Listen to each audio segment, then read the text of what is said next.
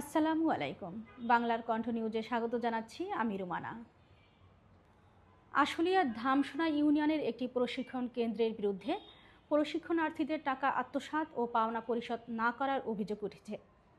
বিশেষ প্রতিনিধি আবুল কাশেমের পাঠানো প্রতিবেদনে বিস্তারিত।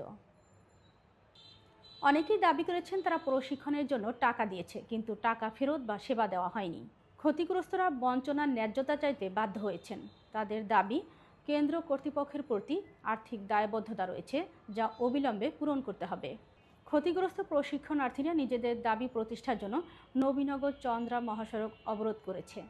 মেইন রোড অবরোধের কারণে এলাকার পরিবহন ও চলাচলে অস্বস্তির সৃষ্টি হয়েছে। মধ্যে টাকা দিয়ে দিবে, কিন্তু দেয় নাই। অথচ ওনাদের অফিসে আমরা কালকে যাই দেখতেছি, ওনার অফিসে লেখা থুয়া দিছে যে আমাদের টাকা দেওয়া শেষ। ওনারা দিয়ে দিছে, ওনাদেরকে বলা হয়েছে যে আমাদের টাকা কই। ওনারা বলতেছে তোমাদের টাকা আমরা দিব না, কি করতে পারো কইরা নাও। তারপরে আবার বলতেছে যে আমাদের এটা নাকি ফেক মনে হইতাছে, তাই দিতেছে না।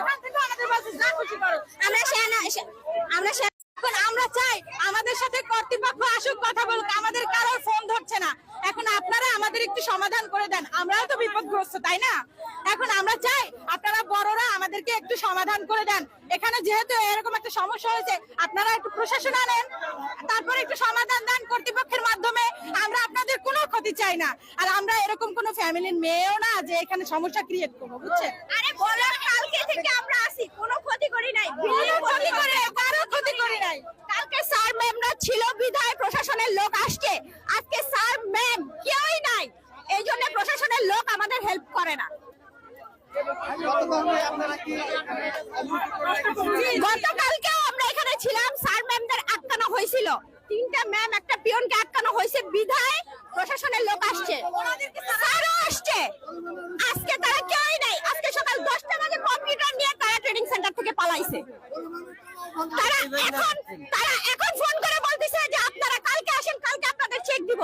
আজকে সারাদিন কেন এতগুলি লোকরা ভুক্তভোগী বানাইলো? আমরা প্রশাসনের কাছে গেছি, তারা বলছে আজকে আমাদের চেক দিবে, আপনারা অপেক্ষা করেন। এখন আবার ফোন দিয়ে বলতেছে যে আপনারা কালকে পাবেন। কেন আমরা এরকম করে আমরা হয়রানি কেন হচ্ছি? 120 দিন এবং আমরা 9 মাস। 18,000 করে টাকা পাওয়ার কথা, প্রত্যেকটা স্টুডেন্টের 18,000 করে টাকা পাওয়ার কথা। 600 প্লাস স্টুডেন্ট আছে, 2টা সার্টিফিকেট পাবো, প্রত্যেকে 2টা করে সার্টিফিকেট পাবো।